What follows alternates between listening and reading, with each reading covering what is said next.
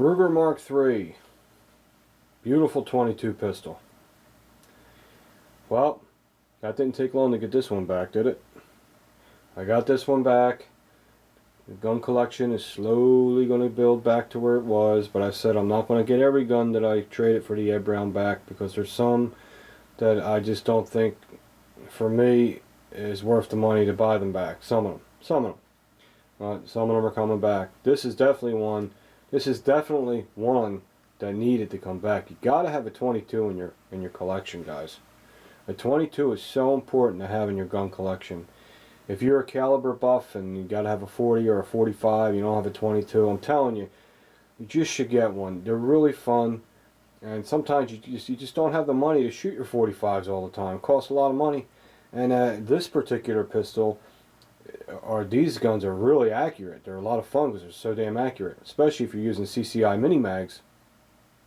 They have a lot of velocity, and they're full metal jacket. They're good for your barrel and your bore, and you know what I mean. Those wax coated lead bullets, them Remington Thunderbolt. Watch out for those. Watch out for those.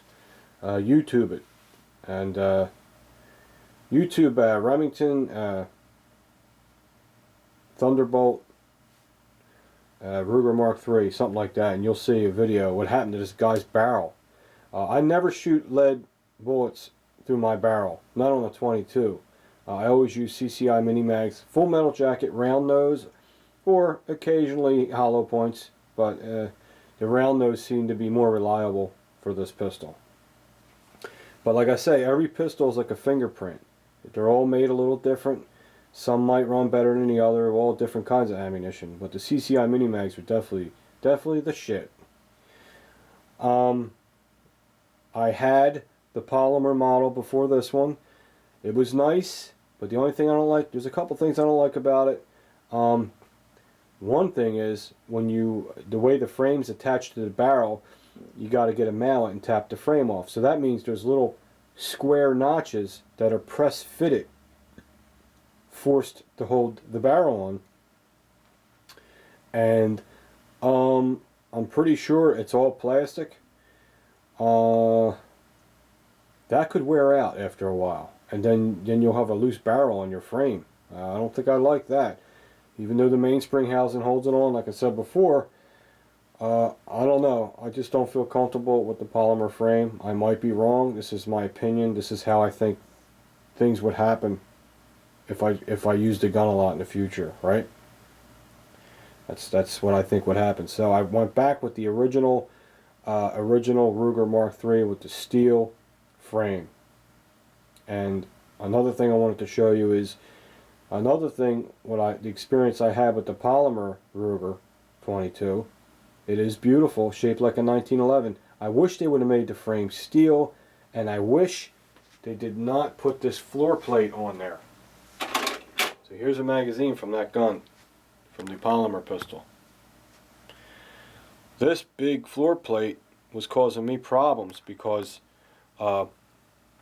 when you put it in the pistol, the back here acted like part of the frame, so your palm would be touching this. So if you wanted to release the mag quickly, your palm would hold the mag in.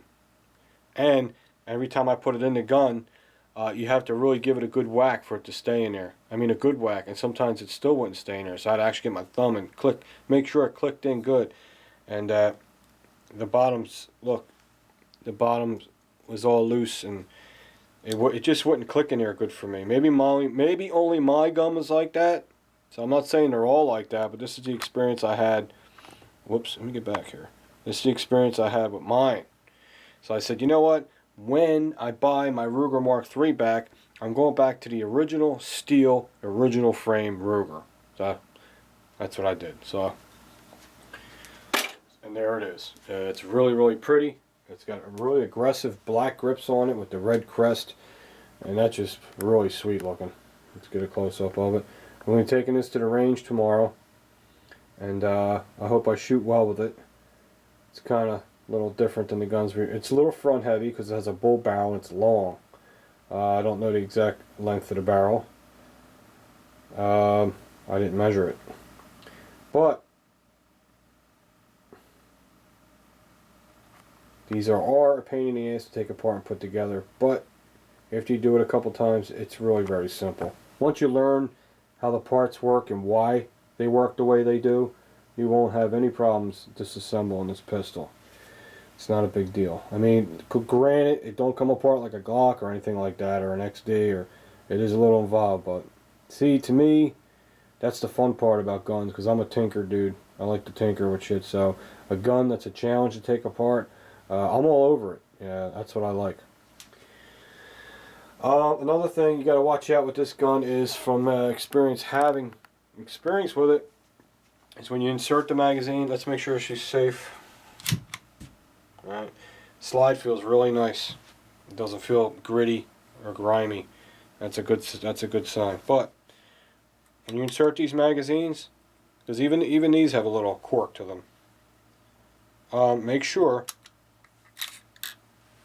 when you insert the magazine, best way to tell you, see that circle there? Put your finger in that circle, right in that circle, and you'll never have a problem. If you push it in from up here, it will bind. So it will bind and it won't go in. So you might do this quick when you're shooting and then try to whack it. Nope, you don't want to do that, because you will mess up the dimple. The dimple is the I don't know what it's called. I call it a dimple. Is the thing that clicks the mag release, that locks the mag in place. Here, you'll hear it. Hear that click? There's a dimple in there, and that's what locks it in tight. Now if you're going in like this and you bind it up and it's going in the wrong way, you might crush the dimple or misshape the dimple, and then you're fucked up. So, little tip when you're putting these magazines, because you gotta look, it's got a hell of an angle on it. That's like 45 degrees. Most guns are almost straight up and down. So you used to put the mag in like this. You got to put the mag in like this. You really got to get. I put it in first, then I get my finger, put it in a circle, and then you ain't got to worry about it. It goes in perfect. Okay, just a little tip on the Ruger. Very heavy, nice. We could measure the barrel. Let's measure it. How do you measure a barrel? Well, you measure it from the breech plate, which is right here, to the end. A lot of guys will measure from here, where the crease starts. No, you measure from in here, from the breech plate to the end. So it's 5.5 inches. That's what it's telling me. 5.5 inches. And what's cool about this one, it has a crown barrel. Check it out. All right, back here. Wide. You're wide, brother. It's a wide. There we go. See it? See the crown? There it is. See that crown? That's nice. Some of the older ones are just flush. This has a crown. I'm not sure how it makes it shoot better. I have no idea. I'm going to tell you the truth. I'm not a professional gunsmith. I did notice is this sight, which is metal, was loose. So I had to tighten that screw up. If it continues to be loose, I will take the screw out, put some Loctite on it, the blue shit, and wrench it down. But make sure when you wrench it down, if this happens to you, it don't go on twisted. If it goes on twisted and it ain't center, you're not going to shoot. You're going to shoot to the left or the right, or which way. I just want to show you how pretty this is. It's a pretty gun, ain't it? So it's like a gun. It's all steel. It's very heavy. It's what a gun should feel like. Nice grip screws, Allen keys. Nice crest. And these ain't that much money. These are like $340. That's a hell of a gun for $340. Has a fat target trigger on there. See how wide the trigger is? That's a target trigger. And it has an extremely light trigger pull. Extremely. Now that we have our trigger scale, let's check it. Now with this gun, you have to have the magazine in there, or well, not fire, which it is empty. And we'll get the trigger. I think it's like, I don't know. Where is the damn thing? Here it is.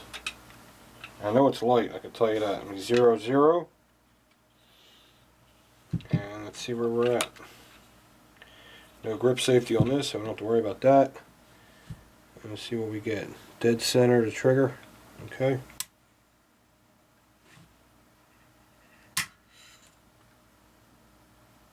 Exactly 3.5 pounds. That's a light trigger. But that's great. You'll shoot accurate with it. I do. And what I like about the trigger is it actually has some travel. I need a little travel on my trigger. The Ed Brown has no travel, so that's why I can't shoot like, I can shoot bullseye, but it ain't like, I can't put one bullet on top of another one and go through the same hole because I'm still getting used to the trigger. This has a real soft trigger. It's nice, and a nice clean trigger break. Now these are okay to dry fire, so don't worry about it. They have a firing pin block in there. They're designed to be dry fired because when you take them apart, they have to be dry fired. So I just want to feel the trigger. Do my thing. I'm on target. Now I'll concentrate. Yep, it's got a nice break to it. It's a joke. It's like a feather. It's nice. So we might do good with this tomorrow. Might not. Don't know. Different ergonomics. Ruger Mark III back in the collection. So I hope you guys are happy about that. A lot of guys got mad at some of the guns I sold. Dudes, what do you want me to do? I'm not a rich man. You know, I wanted an Ed Brown, and I was thinking about it, and I said, you know what? I'm never going to have one if I don't do it this way, because I don't have the patience to save up $2,700. I'll never last. I might save about $1,500, and then I'll say, oh, I need this for my AR-15, or oh, I need ammunition, and it's just never going to happen. So I said, you know what? Let's pick out the guns that you don't really shoot. Let's get the Ed Brown, and then let's one at a time get our guns back. That's the way my brain works. Everyone's brain is wired differently, you know. And my brain says this is how you have to do it, because you have no willpower. That's what happens when you eat too many Fruit Loops. You become weak. So, range day tomorrow. And next month, hopefully, if things go good, maybe I'll get my Glock 27 back. I love that thing. Alright, like I said, I don't know if I mentioned this before, is a couple guys you know, I was fighting with, and people that, you know, you guys were trolling me or whatever they were doing. We had a couple good conversations on the phone, and hopefully we iron things out. We're all guys, and we just like to show our guns. That's what YouTube is. Fuck all this fighting stuff, you know. You got enough to deal with these anti-gun people. You don't want to be arguing with each other. It's stupid. If someone's on YouTube and they get on your nerves and you hate them, don't watch them. Don't spread, you know, don't talk shit about them and all. I know there's guys on YouTube that I can't stand. I was like, man, I want to make a video about this fucking guy. I got to do a video. You know, I'm so tempted to do it, but I just won't. I said, you know what? I'll look like an immature dork if I do that. I can't do it. I just keep it to myself. I'm not going to watch his videos. I'm just pretend he don't exist. And that's what I do. That's how I handle it. Like an ex-girlfriend. Alright, see you guys soon. Hope you liked the video.